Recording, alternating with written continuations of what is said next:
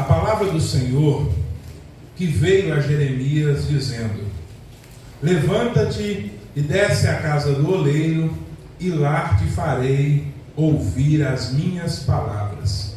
E desci à casa do oleiro, e eis que ele estava fazendo a sua obra sobre as rodas. Como o vaso que ele fazia de barro se quebrou na mão do oleiro, tornou dele a fazer outro vaso, conforme o que pareceu bem aos seus olhos fazer. Então veio a mim a palavra do Senhor, dizendo: não poderei eu fazer de vós como fez este oleiro, ó casa de Israel? Diz o Senhor: eis que como barro na mão do oleiro, assim sois vós na minha mão, ó casa de Israel. No momento em que eu falar contra uma nação ou contra um reino, para arrancar, para derribar ou para edificar, se a tal nação contra a qual falar se converter da sua maldade, também eu me arrependerei do mal que pensava fazer. Do mesmo modo em que eu falar de uma gente ou de um reino para edificar ou para plantar, se ele fizer mal diante dos meus olhos, não dando ouvido às minha voz, então me arrependerei do bem que tinha dito que o faria. Amém? Os irmãos podem nos assentar, glorificando o nome de Jesus, porque Ele é o único digno de ser adorado, exaltado e bendito para todos sempre. Sempre que a palavra de Deus vai relatar os feitos do Senhor Jesus, ela sempre traz uma expressão de como a palavra do Senhor, por exemplo, apareceu para o profeta Ezequiel. No livro do profeta Ezequiel, Ezequiel vai declarar dizendo que, estando ele na beira do rio Quebar, ele teve visões de Deus, e naquela visão a voz de Deus bradou no seu coração para assim alimentar o seu ministério. Já no livro do profeta Isaías, no livro do profeta Jeremias, não se traz uma ilustração de como a palavra de Deus veio até ele. O que o texto nos diz é que simplesmente a palavra do Senhor que veio a Jeremias dizendo. O que eu quero dizer para você nesta noite é que não importa a forma ou aonde você estiver, a palavra de Deus, ela vai alcançar o seu coração para trazer à tona a vontade de Deus para a sua vida.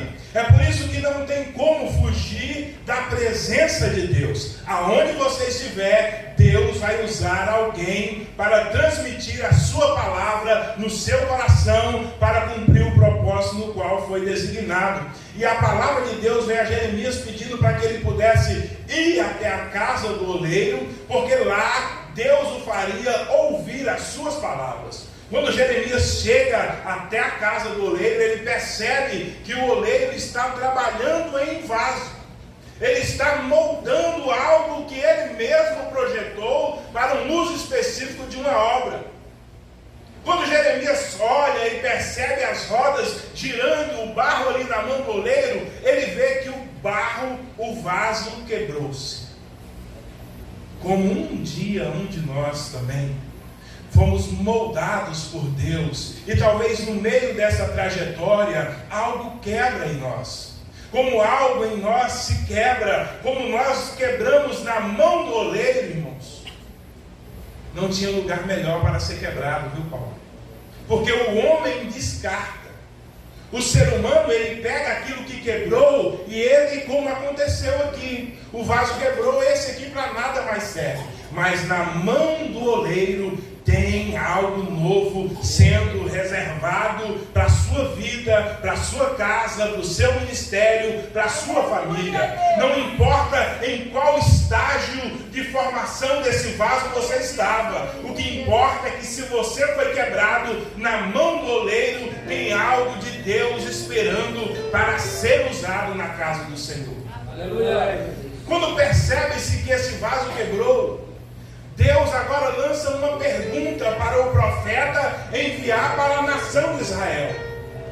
E ele diz assim: poderei eu fazer de vós, assim como o vaso aconteceu aconteceu na mão do oleiro.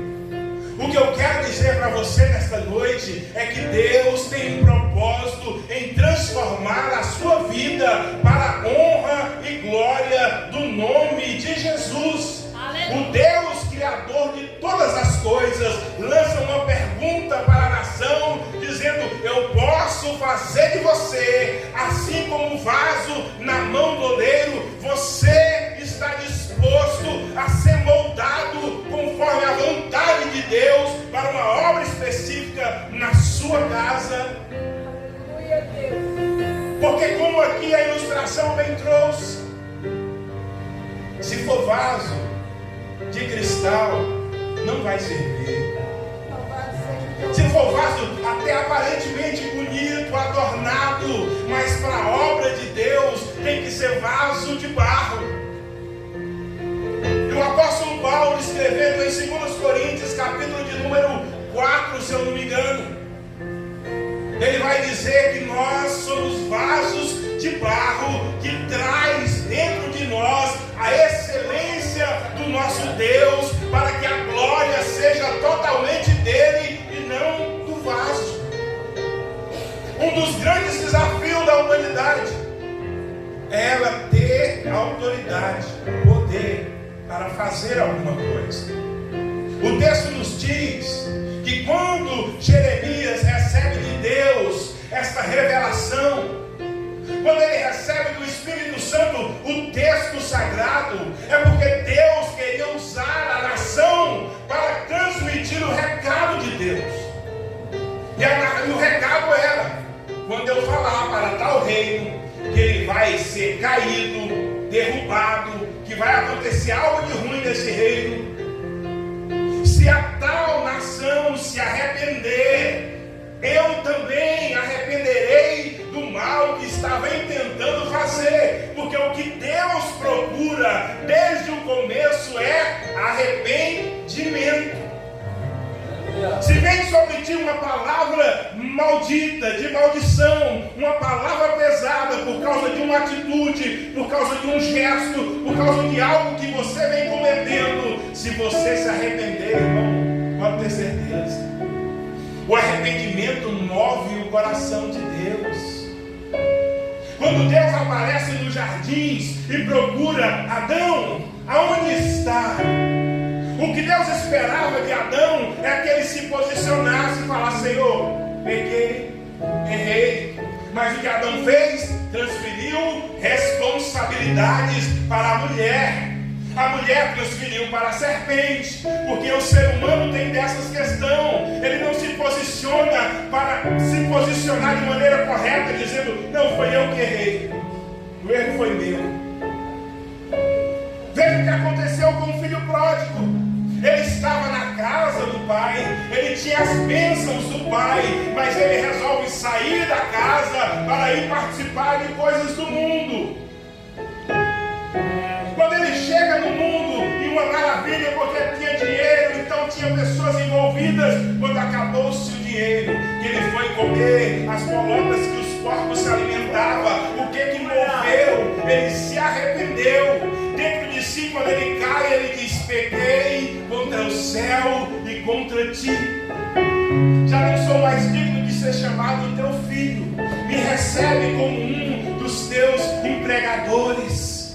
Quando há arrependimento dentro de nós, as mãos do Senhor, ela vem e abençoa a sua casa, como o pastor Marcos leu aqui nesta noite.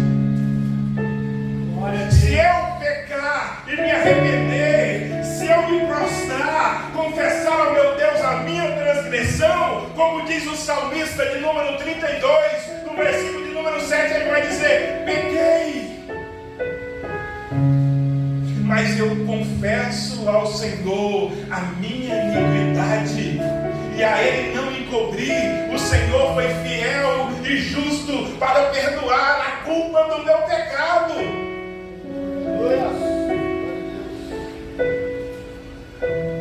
A maior característica de uma igreja é uma igreja que se arrepende.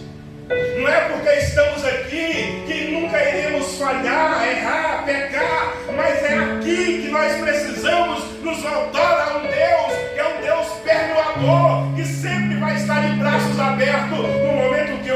dobrar os meus joelhos e falar como o filho pródigo fez. Oh Deus, pequei, me perdoa, tira de mim a iniquidade, o erro, o engano, a vaidade, a avareza, e coloca em mim os frutos do Espírito, a paz, o amor, a longanimidade, a mansidão, o domínio próprio. É isso que eu quero viver na minha vida, a partir do momento que a igreja entende que o que ela precisa é buscar de Deus, aquilo que Deus preparou para ela, ela começa a viver em um outro patamar, e esse patamar não é o patamar humano. E quando ouvimos a palavra, Deus vai nos levar para um outro patamar, nós pensamos que é algo humano, grandeza humana. Não. O patamar de Deus para aumentar, Ele quer que você seja mais servo. O patamar de Deus para aumentar, Ele quer que você se humilhe mais na presença de Deus. Não é como o mundo. Aleluia. Que quando diz que vai aumentar o nível do mundo, ele já pensa na glória, na fama, na luxúria dessa terra. O patamar de Deus para aumentar na sua vida, na minha vida, Ele está dizendo: vai orar mais, vai jejuar mais, vai ler mais, vai se prostrar mais, porque a nação de Israel era para ser uma nação que, quando abrisse a boca para transmitir o recado de Deus, algo tinha que acontecer. Sabe por que os milagres cessou? Porque se Deus começar a levantar o homem através da sua palavra, o homem pensa que é ele. Quando Deus começa a curar alguém através da oração de alguém, é logo o ego vem junto. É logo nós achamos que somos alguma coisa. Porque o que Deus prometeu para o profeta era que, se o povo declarasse que o reino ia ser levantado, e aquele reino fosse levantado, se ele não se arrependesse do seu mal, Deus também se arrependeria da promessa. Porque Deus sempre esteve atrás de pessoas arrependidas, contritas. Deus sempre esteve à procura de homens e mulheres que, por mais que Deus tenha levantado, mas quando ele falha, quando ele erra, ele se prostra diante de Deus. Como é que está o seu coração? Está altivo ou ele continua humilde, como Davi falou: Senhor, não retires de mim a tua presença?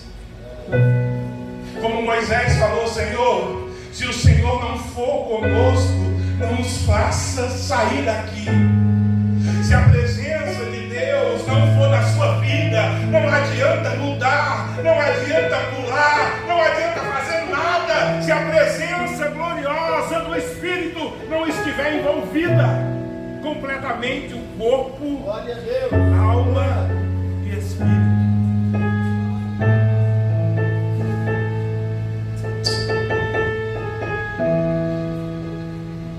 Deus pode te usar, se Deus te usar de maneira tremenda, como é que vai ficar o seu coração? Quanto vai ser o seu cachê?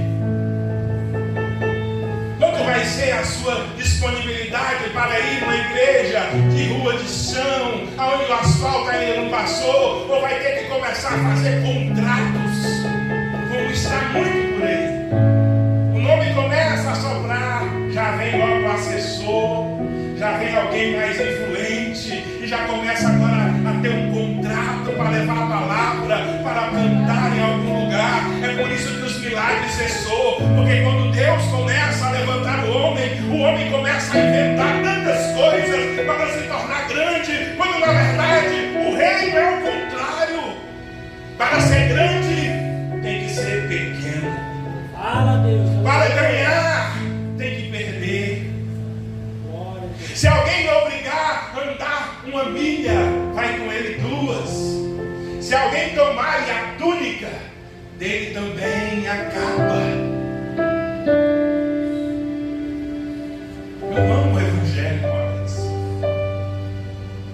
Quando forte, aí é que está fraco. Mas quando eu penso que eu estou fraco, aí é que eu estou forte.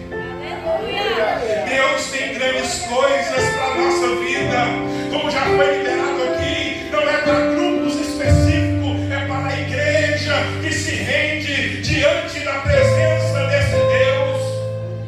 No seu quarto, na sua casa, na igreja, aonde você estiver, seja aquilo que Deus projetou para a sua vida.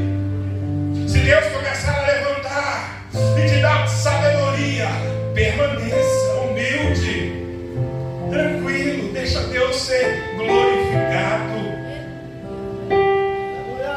Poderei eu fazer de vós assim como o oleiro fez ao vaso que estava nas suas mãos? Quantos nesta noite querem se dispor a fazer Deus, faça a tua vontade na minha vida?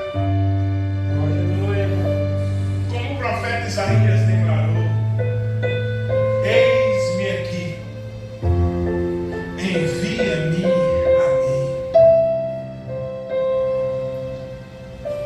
Esta igreja não está aberta por acaso. Você não está aqui por um acaso. Você não saiu do seu lar, trouxe a sua família simplesmente para ir num lugar cultuar algo normal, rotineiro. Não! Deus tem um propósito em fazer de você um vaso escolhido para que a honra seja dele. Glória a Deus! 2 Coríntios, capítulo de número 4.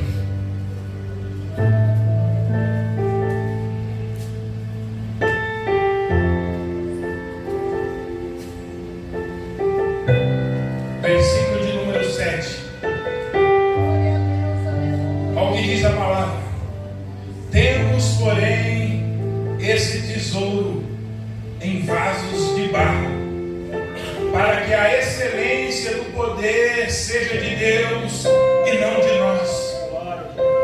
Temos, porém, esse tesouro é o Espírito Santo de Deus, depositado em vasos de barro, para quando Deus começar a te usar, você comece a glorificar, dizendo: toda honra, toda glória, todo louvor, toda adoração nós atribuímos ao Senhor, porque é ao Senhor que pertence a glória, é a Deus que pertence o louvor.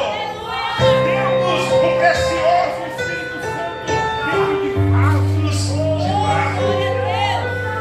Oh, glória! Nos colocamos de pé nessa noite.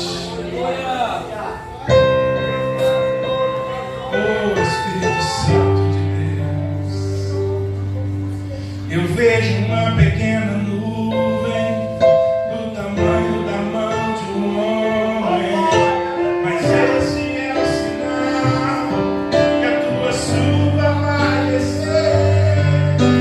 Eu vejo uma pequena nuvem do tamanho da mão de um homem, mas esse é o sinal que a tua chuva vai descer, vai chover.